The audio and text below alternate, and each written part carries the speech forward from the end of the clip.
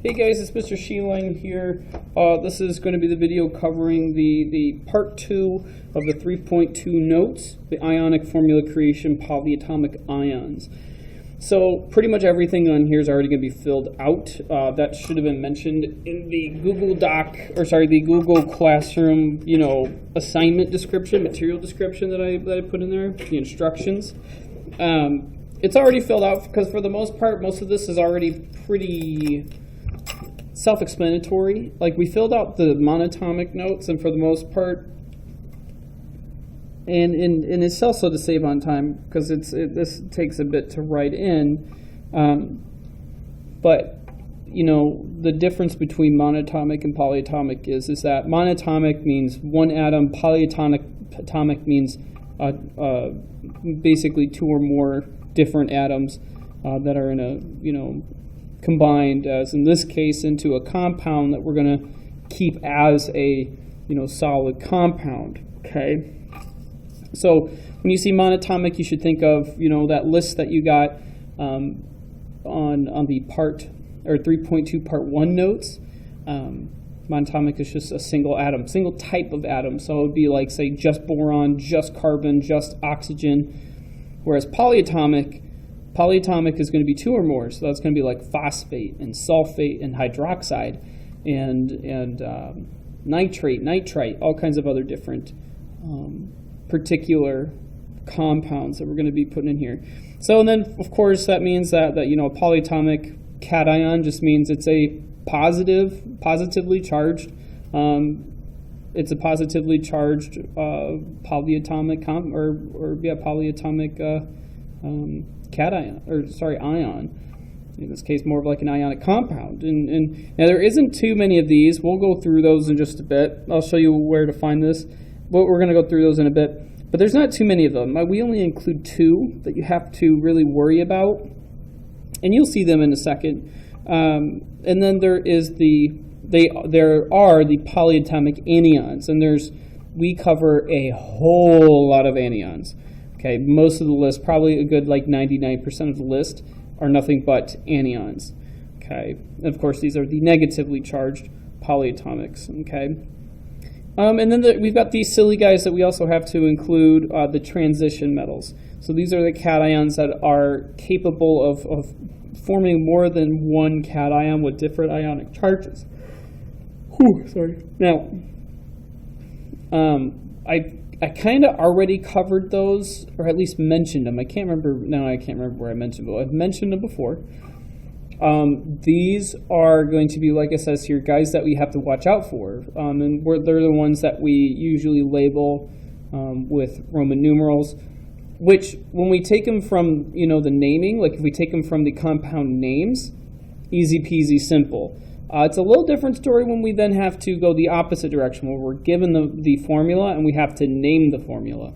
So just keep that in mind. So right now it's pretty easy, and we'll go through how to identify those guys in just a bit. But first what I want to do is I want to go through the list. Oh, it's underneath here. I want to go through the list here. That's going to be the included, this is like the included list, the included set of notes of all the different polyatomic compounds that we're going to be, using, or at least most of them that we're going to be using. So I just want to break these down. So of course up top we have here polyatomic compounds, and how I do this is that I label it, cations. Here, these are the only 2 we're going to be seeing that you'll really ever see. Here are their formulas. So we've got ammonium here. Okay, so there's the formula, and it also includes the charge, and then its name. Okay, and then we've got here hydronium. Again, of course, the formula and its name. But both of them are cations, and they have a charge of +1. Okay, simple enough. And as you can see with the rest of them, they're pretty much set up the same way. Here are polyatomic anions that have a charge of 1 negative. Here's a list of anions with a charge of 2 negative. Here are anions with a charge of 3 negative, and then the ones with a 4 negative. Okay. And again, this is provided to you, was provided in person, and it can also be found in Google Classroom. So if you need a physical copy, you can print this off at home. if you don't have access to a printer, you at least have the PDF, available to you in order to use. But it's pretty easy to read for the most part. You have the formulas to the left and then the corresponding name to those to the right. Okay, formula, name. Okay, the only trick here is that you just have to, get used to finding certain anions, finding, if you have to use cations, finding the cations, and then just using them. Okay, now for the purposes that for the purpose that we're using this for right now, we are using this right now to take the name and then create the formula. So we're going to be, this is what you should be focusing on, when we're practicing in these sets of notes, because we're going to be given the name, okay, and then you've got to write out the formula, okay, and then provide me the correct balance formula that has a balanced charge to it. Okay, something I want to note though. Notice though, be careful of iodine here. Iodine does have a different, I use a different font for the I. So I just want to make a note for you to be careful, because I don't want you to, mistakenly misunderstand what those are. So I just had to use a different font. Like the majority of this is like an Arial, but then I had to use Times New Roman for my font with the eyes there. So that's why they look weird. It's just so they have a little, I don't know what you call them, the little wings, the little arms, the little legs, just so they stand out. So that it's supposed to look like that, so you can tell what, between a capital I and a lowercase l, because as you can see over here with chlorate or chlorite, the CL there, if that was a capital I, you wouldn't know. You couldn't tell between a lowercase l and a uppercase I. So to lessen that confusion, I use a different font for the I's. Okay. So this is the list. This is about as much as I can give you here. We're going to be using this list not just for practicing, but this is also going to be a list that's available for you for tests. Okay, so when you're tested on this, you will have this available. Do not think that it's not going to be available for you. Okay, and then on the back of it, because this is going to be the version I give for everybody. If you still need a physical copy, or let's say it's test day and you forgot this at home, or if you lost it, whatever happened, this is the version I'm going to give you for the test. It has monatomic ions on the back as well, and also the transition metals list as well. And that's why I also kept this separate, like it's its own sheet and not part of. It's not stapled to be part of these notes, because you're going to be using this so often that it's kind of silly to keep it attached to this guy. Okay. So anyway, so this is the polyatomic. You're going to be using you're going to be using this all the time. So keep that in mind and don't lose it. But if you do, I do have copies. There's a digital copy as well. Okay, so that's covering these guys. Let's start looking at transition metals. So again, transition metals, these are cations and cations. Make sure you make a note of that. Cations that are capable of forming more than one cation with different ionic charges. So as an example, to look at this and how we denote it, we have to include Roman numerals in the name to indicate the number of electrons lost. In this case, lost because they're cations. So you have iron 3 here. And it would either be written like this or it would be written like this with a chemical symbol. So the difference is that you have iron 3 here. And iron 3, what that's saying is that this iron is losing 3 electrons. Okay, that's what the 3 means. The 3 means it's going to lose 3 electrons. Now, if it's given like this, that means that you have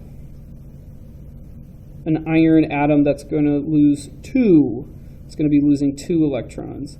Okay, and that's pretty much as simple as it is. So that's why I said it's going to be easier to use these guys when we go from the names to formula versus formula to names, because whatever number is in parentheses here, that's its charge.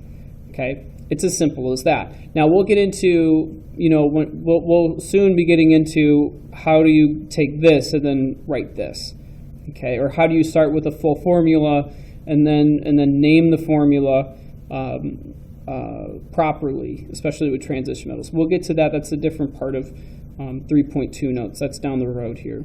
So, all right. So now there are exceptions to this list, and we get into that in the next set of notes after this. Not in the same video, of course, but the part 3 notes. We get into some exceptions, and you can see some of the exceptions in here. Hopefully they'll stick out to you, but well, let's just kind of go through this. So this is, laid out in the same way that I lay out the other, big old list of the polyatomic ions. You've got formula over here with the charge, and then the name over here. Okay, formula and the name. And so, of course, the name corresponds with the formula to its left, vice versa. The formula here corresponds with the name to the right. Okay. So here you've got mercury 2, and we know this is mercury 2 because Hg, and then 2 plus, so mercury 2. Here's nickel 2 plus, so of course that's nickel, and then parentheses 2. Okay, this is something that you have to drill into your brain, looking at how they write this, specifically how we name these. So I'm going to warn you now, and I'll warn you again when we get to when we start naming this soon. You have to include the Roman numerals in the parentheses when we're naming. I cannot stress it enough. If there is one thing that it seemed like last year my chem kids were missing, is that they would write down, like, say, lead 2, or they'd write down lead, but they wouldn't tell me if it was lead 2 or if it was lead 4. Okay?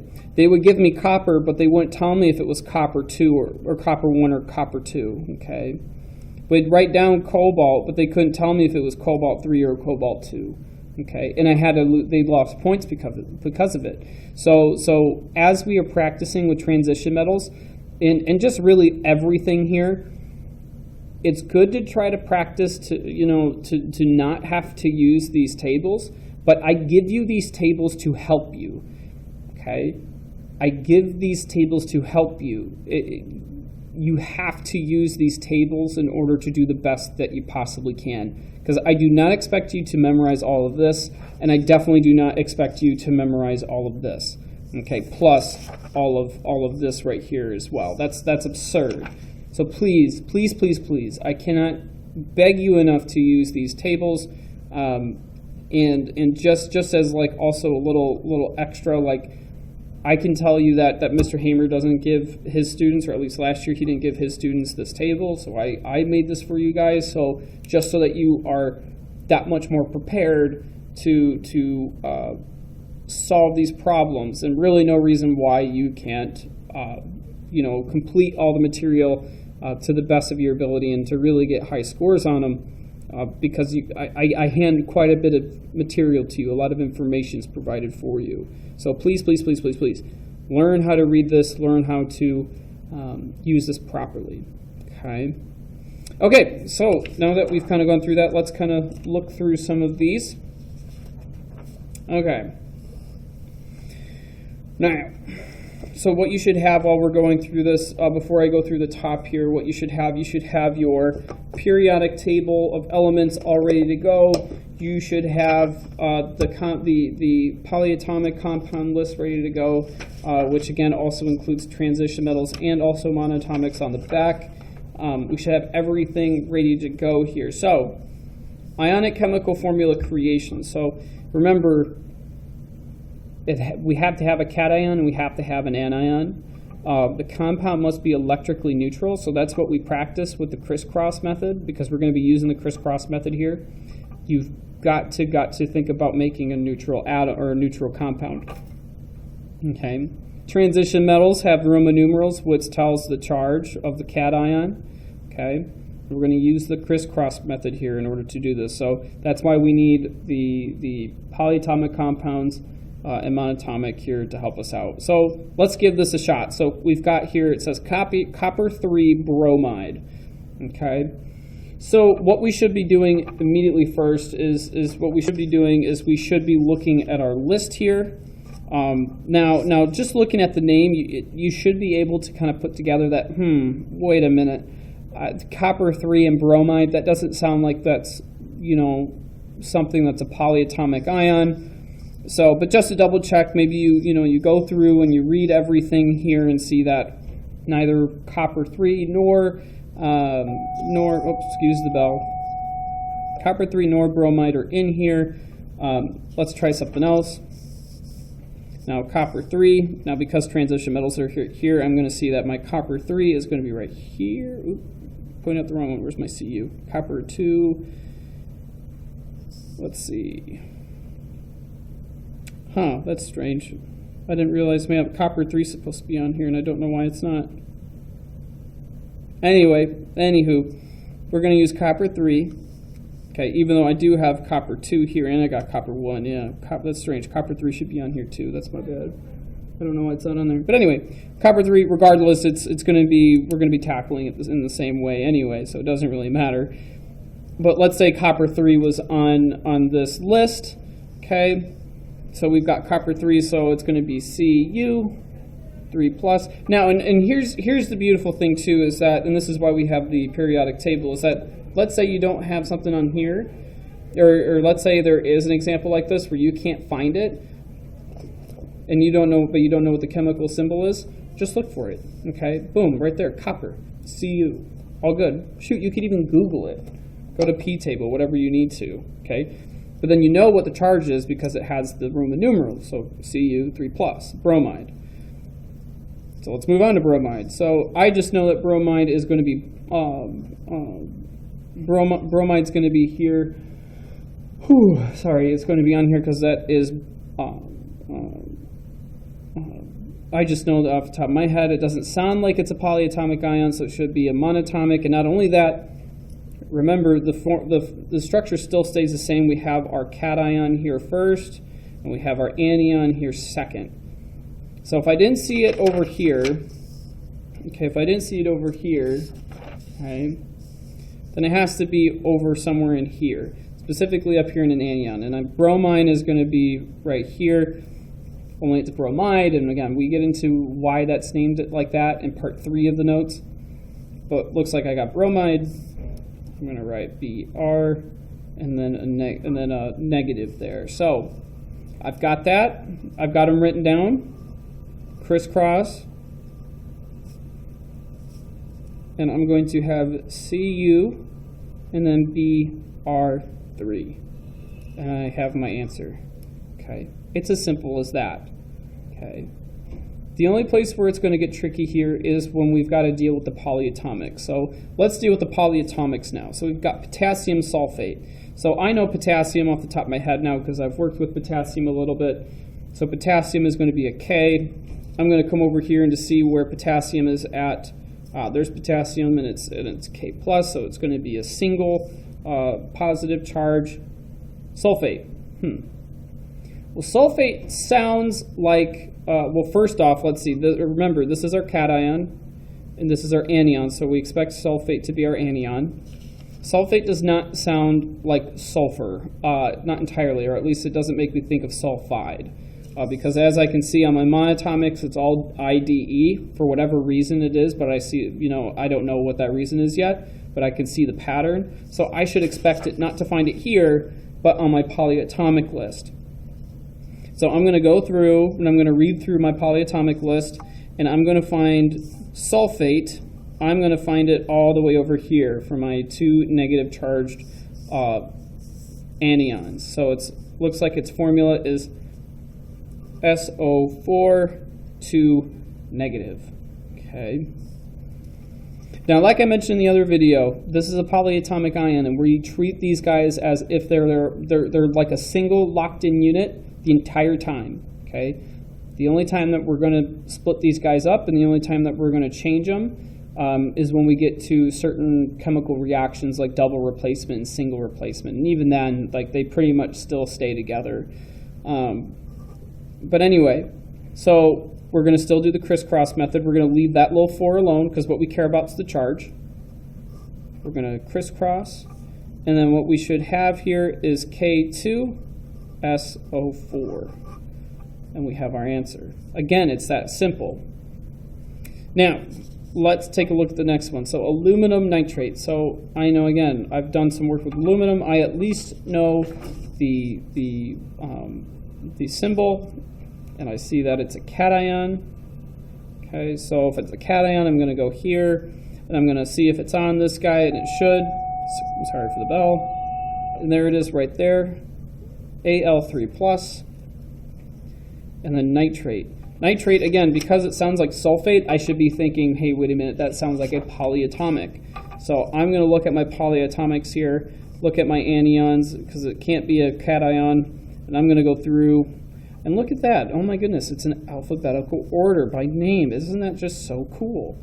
And right there, I've got nitrate. NO3, and then a 1 negative. Okay, it's got a single negative. It has it wants to gain 1 electron here. So we're going to do the same thing, crisscross method. Got the crisscross method. So then we're going to have Al with nothing after it, and then we've got this NO3. And just like I showed you in that video previously for that crisscross method, it's going to be, we're going to put them in parentheses, NO3, and it's going to be on the outside of our parentheses, NO3, 3. Okay. So to quickly, to have you understand why it is that we do that, remember, this nitrate is a polyatomic compound. It wants to stay together, and it will stay together because it's its own thing. And so we've got to put this on the outside because it's going to be making 3 of this compound. Okay, it's going to make 3 of this compound, and we don't want to alter. How to best put this? We don't want to alter the written composition of it. So we can't put N3O9. We can't do that. N3O9 is a completely different compound. An ionic compound. It's a completely different ionic compound, and it doesn't fulfill the empirical formula, structure that we're following here when it comes to these ionic compounds. So you have to put it on the outside because it's saying that there's 3 compounds of NO3. Okay, just always remember that for right now, we just do not mess with these subscripts here. If there's like NO3, SO4, IO3, NO2, we don't mess with those subscripts. We're only going to mess with the subscripts that have something to do with the charge. Okay. I know that may seem weird, but it'll make sense as we keep practicing. Okay. So let's keep on practicing, and let's take a look here at magnesium carbonate. So again, since we've done some work with magnesium, it's going to be Mg, and it's going to be Mg2+. And if you don't know that by just looking at your periodic table, you can still come back to here and find magnesium and see it's 2+. Carbonate.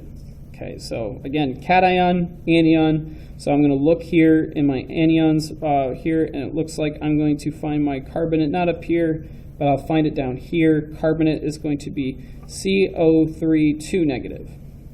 Okay. So again, we're going to do the crisscross method. So we got the crisscross method, easy peasy. And now we just have to lay it out. So what it would be, like initially, would be Mg2, CO3, 2. Now, remember, because this is an empirical formula and not a molecular formula, we want to keep this as low as possible. So both of these subscripts from the charges that we just put down, they're divisible by 2. So we can just get rid of them, okay? And our final answer has to be MgCO3. Easy peasy. Okay. Let's keep on trucking. Oh, by the way, if you pretty much see what's happening here, you can skip forward and see what the answers are at the end. But if you still want me to walk these through, of course, keep playing. But we got these 3 left here. So cobalt-2. So cobalt-2, you see the Roman numerals, so we'll know that this not only is an anion, but it's also a transition metal. So we're going to look in our list for transition metals. Cobalt here. There's cobalt-2 right there. So CO2+. Then acetate. So again, acetate's an anion. Look in here. We're going to look for it, and it looks like that's our first, that's the one that's mentioned first on this list. C2H3O2 with a -1 negative charge. Okay. Now again, these subscripts down here, we do not mess with them. Okay, they are telling us the structure of this ionic compound. We only care about the charges. So we're going to circle those, and we are going to crisscross them. And we're going to have CO, parentheses, C2H3O2, the 2 on the outside. Okay, and we have our answer. All of these are the correct answers, by the way. Okay, so let's go with the other two. Aluminum, we already know is 3+, and then phosphate. Phosphate, let's check. Here it is. PO4 with a charge of 3 negative. So we've already run across something like this, so that means that this is actually going to be correctly written out as AlPO4. And we have our answer. And then the last one, manganese, and it's going to be 2+. Hydroxide. We're going to look for hydroxide, and it looks like we're going to find hydroxide right here. OH with the 1 negative, crisscross, MnOH2. And we have our answers. So we're going to be practicing doing this on the compound formula writing, ionic compound formula writing worksheets number 1 and number 2. So this is what we're practicing here. We're going to be taking the names. You're going to be given the names, and then you've got to give me the compounds. You've got to give me the formula of these compounds correctly. So things not to forget. Don't forget about the rules for the transition metals. Don't forget that it's always cation first, anion first. And even when we write them out, cation first, anion second. And then lastly, you got to remember to do this. If you've got two either atoms, two ionic or two monatomic ions, or a monatomic ion and a cation, or oh my goodness. If you have a monatomic ion and a polyatomic ion, whatever it is, if they both have the same charge, so in this case, like 2 positive, 2 negative, you do not write it Mg2CO32. Okay, you've got to write it to its lowest divisible number. So in this case, this would just be like Mg1CO31. Okay, so that's how we write them out. Oh, I guess actually fourth thing. Do not forget, do not mess with these guys. Do not, when you've got a polyatomic ion, do not mess with the subscripts that are part of the ion. We only care about the charges, okay? We'll get into knowing what to do with something like this or something like this to go in reverse later in the next set of notes. Okay, so we're going to practice this first, then we're going to learn how to name these guys. Okay, so if you still have any questions, make sure you let me know. If not, I will just see you guys in the next one.